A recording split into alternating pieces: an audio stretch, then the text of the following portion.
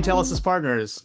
Today, we're going to be talking about the financial services sector. And with me, we have Jamal Purvis and Boo Verdi, two of our AI experts that will be participating in this fireside chat. And hopefully, through this conversation, you guys will have some fantastic takeaways on how you can better approach your financial customer services customers to address some of the AI conversations and opportunities that are out there.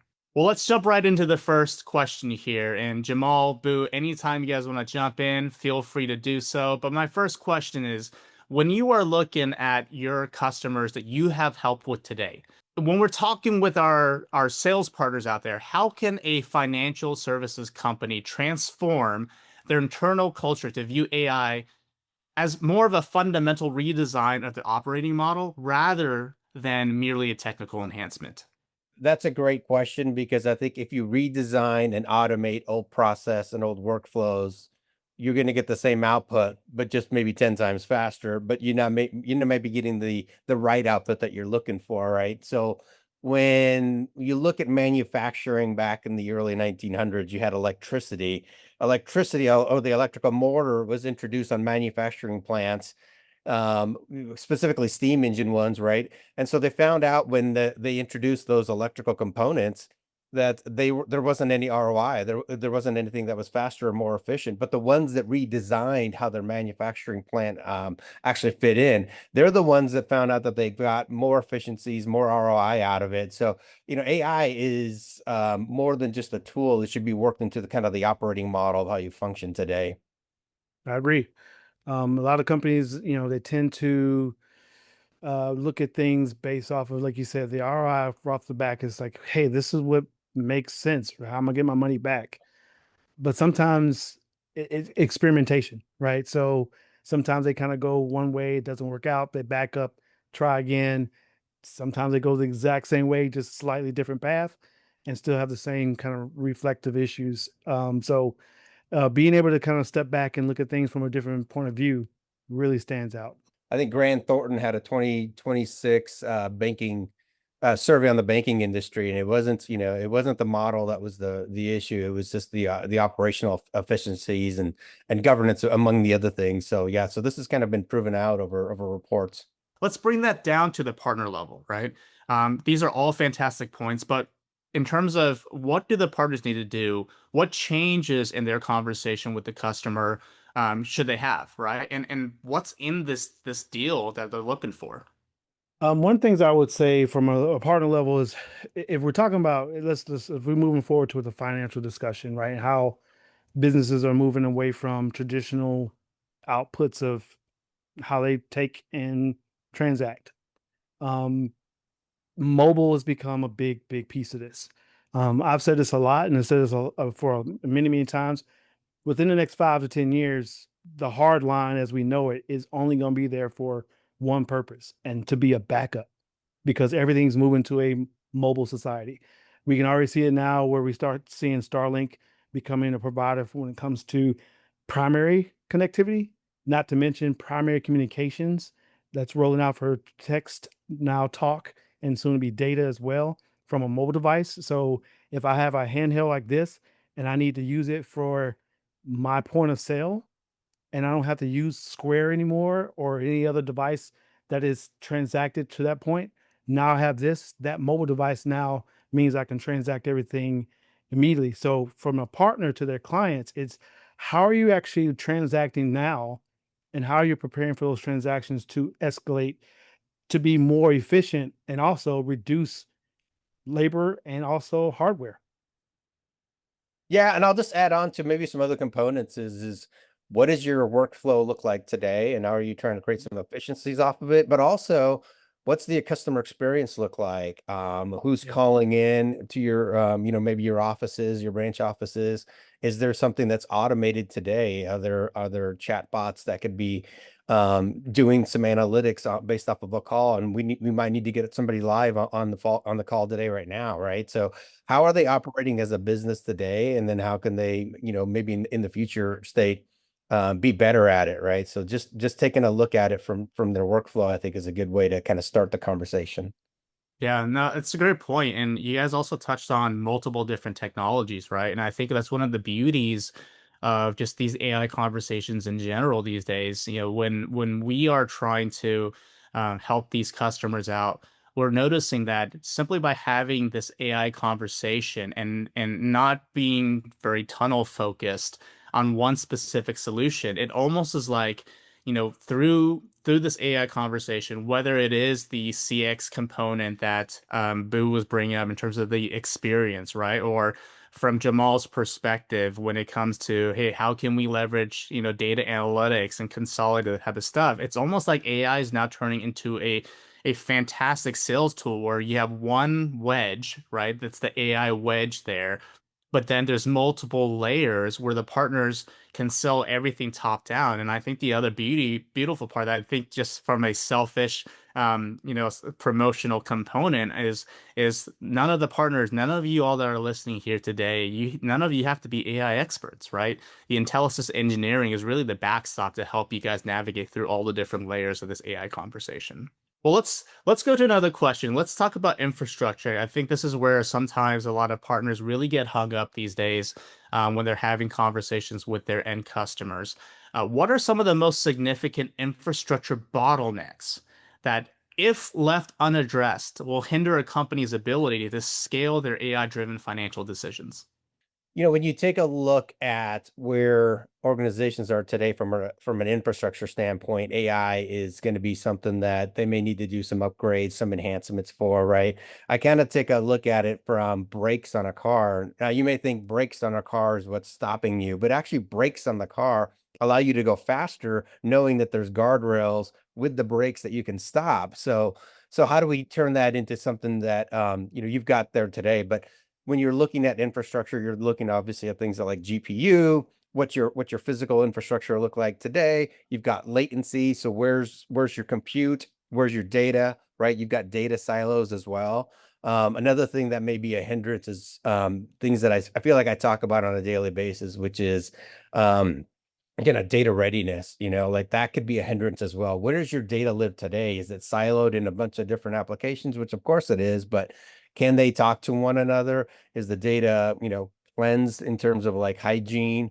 So think about data classification, data tagging, right? Those types of things will make your AI introduction to AI into your organizations a lot easier and smoother. I agree 100%. And one of the things I would say, not even one, is probably a big piece of it that a lot of businesses are still stuck. And as having on-premise equipment being the reliable source, right? Moving that stuff off of the premise and going more edge or into the cloud makes a lot more sense. And that's one of the things I think is a big hindrance is people think about, I'm going to keep everything the way it was and then layer on top. Well, the existing infrastructure is too old and needs to be updated as well. So a lot of times people forget about that to make those changes early on. So moving everything off will easily make that transition a lot smoother.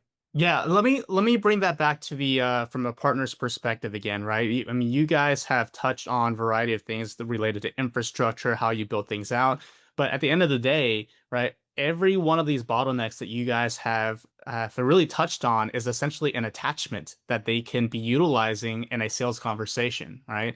So let's translate some of these bottlenecks or these architectures you guys are alluding to into almost like a quote, right? What should a partner be attaching alongside the AI that they might be leaving on the table today? Yeah, I would take a look at it holistically of what they're trying to achieve and what they're trying to do, right? So infrastructure we can think of as the compute and the storage piece of it. But there's other aspects of having this conversation just real quick is like, do you want to OpEx this? Do you want to CapEx this, right? So certain organizations, especially financial, will probably want to CapEx a lot of this stuff, right? And so you can have the talk track or the conversation around, do you want to go to an operating model of public cloud consumption, right? Versus I'm buying on-prem service or I'm buying something for a data center standpoint. But if you look at it across the board of the financial sector of industry, I think you can tie in a lot of things from security compliance, right? You're taking a look at other things like Jamal obviously mentioned, like wireless.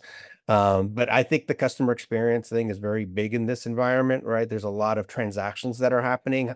How do I monetize that? How do I get some analytics around there? So there's other components beyond just infrastructure that I think you could bring to the fold here. I guess if, I always like this from a visual point of view. Since you say, "Hey, let's build out a quote," um, let's throw out a fictitious business. How would this look like for a business like uh, John's Seafood in the Park, right? John's Seafood in the Park. Basically, he runs to sell in Yosemite National Park seafood. How would that look like from a financial point of view? A, we know he's not going to get any fiber lines going into his business there, so he's got to go mobile. So we know that piece is already there. We also know that he has to manage his inventory a certain way, so that's going to be done through a cloud management system, inventory through that side. So, Boo, what else am I missing? Where am I from this transaction point of view? Where do I need to go from that side? You engage us. That's what you do. Yeah. It's always going to be my answer, right? We're here to help. So I think bringing us in early, and helping us get you to strategize on kind of what your, um, you know, interaction with the end customer is something we see and do all day long. So we're here to help. Awesome. Well said. Yeah, we definitely are here to help, and let's like kind of a good segue. This is let's talk security really fast. Mhm. This is an area where a lot of partners, a lot of I would say even TSDs in general have really been trying to put a lot of focus into, and yet sometimes it feels like it's one of the trickiest areas to sell into, right? Yeah, at the same time, when we're talking about AI, it's almost a mandatory non-negotiable spend, right? It's not, we shouldn't even view it as an upsell, but more of a solution that kind of spans across the entire AI solution itself. So Yeah. I guess my question would be for us to really think through and talk about right now is how can a company, a financial services company, really redesign their security framework to address the AI native threats where attackers might attempt to manipulate the model's logic directly? Yeah, I mean, I think that is probably where I spend most of my time with customers today is, last year we saw AI being introduced, adopted, tested, tried out, quite a bit. And people saw the power of it and they saw, wow, this is useful. This is helpful. This is actually making me do my job quicker, better, faster. But then this year, most of my conversations have been around I'm locking it down because I'm very afraid of obviously, my data getting out, right? So I think when we look at traditional security, we look at the physical security. I've got a fence in place, or I've got something that is a firewall from a logical standpoint. Like I'm trying to keep the bad actors out, right? Well, in this case, it's not going to be a burglar trying to get in. It's going to be a con artist, right? So there's a different level of thinking about it. So you've got to have, obviously this is big in today's security world is absolutely zero trust across the board and then verification throughout everything, right? And I think this talk track or this conversation around security when it comes to AI is going to be big, right? So I've got more to add on this, Jamal, but I want to make sure you get your time in as well because there's a lot of things that I'm dealing with from this standpoint. Well, you're right on the money, and the biggest thing I would say is compliances, right? We know PCI is always changing, HIPAA is changing, GDPR, all those things are consistently changing to keep up with bad actors. As they find breaks, we got to find ways to fix it, and once the fixes are in, we have to make it more of a standard, and that's the problem where a lot of companies are still working on security protocols from 2010.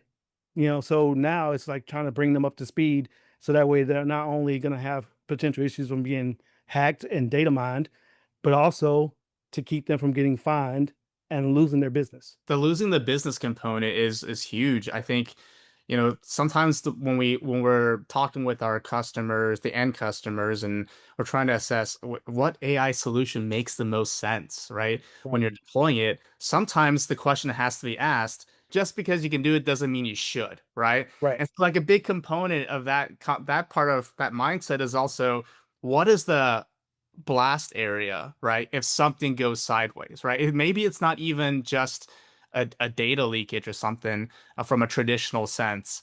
But it's also nowadays with AI, what happens if someone is able to manipulate that model to Mhm. exfiltrate data that the model was never meant to give out, right? I think that's another area, and maybe you guys can talk to that a little bit more. Another area that wasn't around even 2 years ago. Yeah, I mean, I think the big things in terms of AI security are prompt injections and kind of data model poisoning as well. So that's where somebody can actually get into your training data and either manipulate it to allow other people that have access to it, or manipulate it so that it's actually giving out information as well. So this is just going to be a bigger point of conversations later on as we're aggregating all our data and as we're connecting all of our data that we have, right? And we're doing modeling on that data. Be people are going to be able to see that the data is more valuable, but also it's valuable to the bad actors out there as well. So Yeah. I think that defense in depth, which is something we say in security all the time, is going to be very paramount to everybody. And just to kind of preempt a little bit what you're going to ask, Patrick, is um I think the partners can go to their customers tomorrow and say, "Are you afraid of shadow AI?" And I Mm. guarantee the answer is going Oh, to be yes, because most of my conversations are on shadow AI. I'm talking to C-levels today who will completely shut down all the LLMs. They put a DLP in place, and they're like, "You have no access to it." But obviously, they want to have access to it because it's very powerful. So then what do we do, right? So it's shadow AI is out there. How do I lock it down? But also I did lock it down. What's my next step? So Yeah. yeah, good point. And one of the things I remember I was on a call last week, and it was something was brought up where a particular customer on their website had a chatbot, an AI chatbot, and they didn't correctly set it up. So you could chat with it and it was able to build applications in that chatbot. So what happens if that same chatbot does something more malicious? That's another part. Liability is could be a huge, huge thing for companies who are not paying attention to how they implement their AI services. Oh man, that is such a good point, such a sticky one because everyone with no coding experience could be vibe coding, right? That's what they're calling these. They're just vibe coding Yeah. out there, letting the AI create these applications left and right that the IT team probably doesn't even know about, right? Yeah. I mean, it's almost like what you're saying, what you guys are saying now is AI security is no longer something that partners have to justify to their end customers now. It's basically a spend that the customers really can't avoid, right? So yeah. that and if I want to sum it up here, it's basically this is another reason why these AI conversations are so good, right? That's one wedge, multiple layers we're talking about.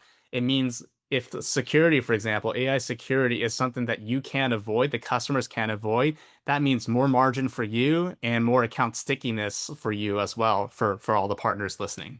Yeah, and just to quickly add on to it, it's the foundational level of AI, which is the governance, like the GRC, right? If we can't get Mhm. that down and get policies written and everything, then you're bolting on AI, and there's going to be a lot of security concerns, at least to me, right?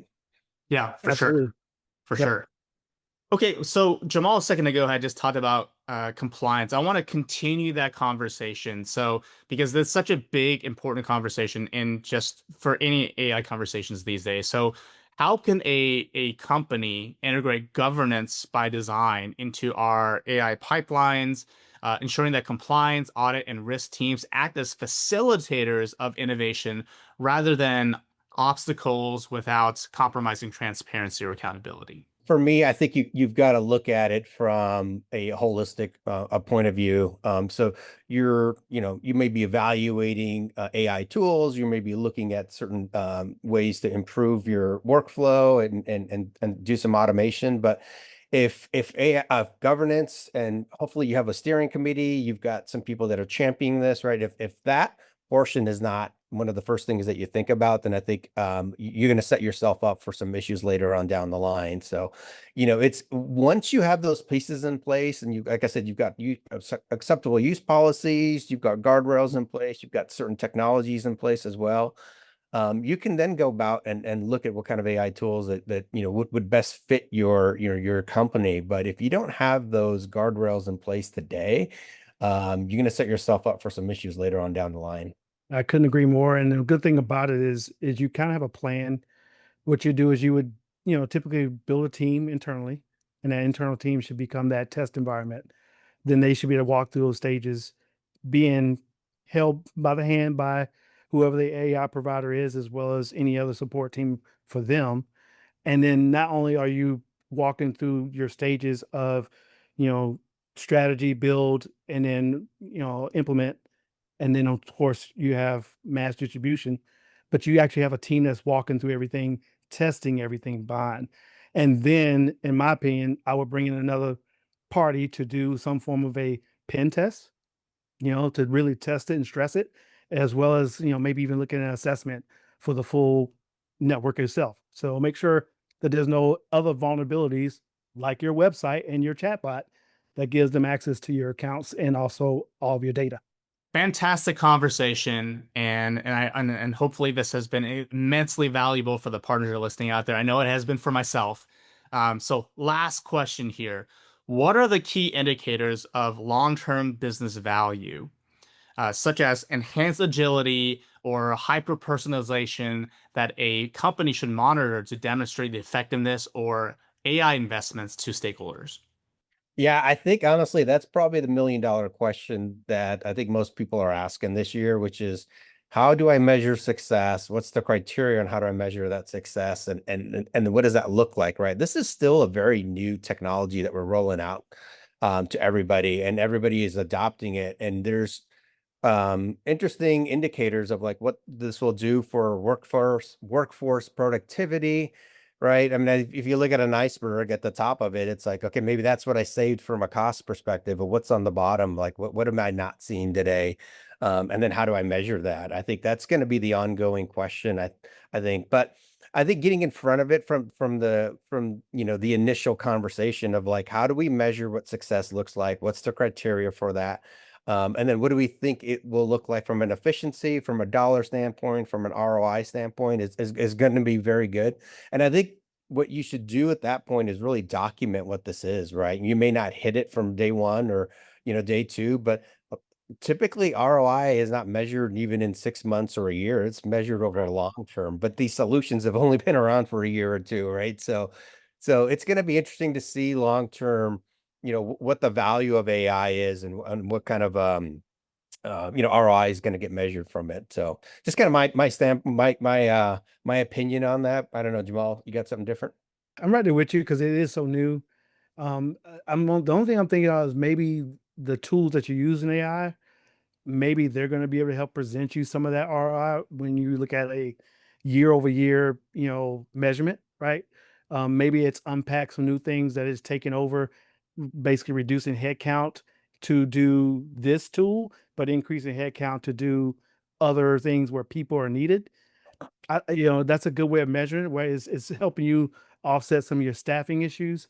It could be that it's helping you to, revamp your whole mobility practice.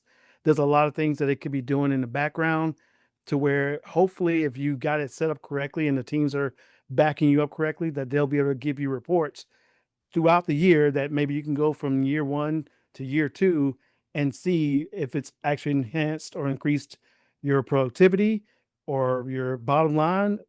I don't know. It's definitely open to suggestion of what could happen.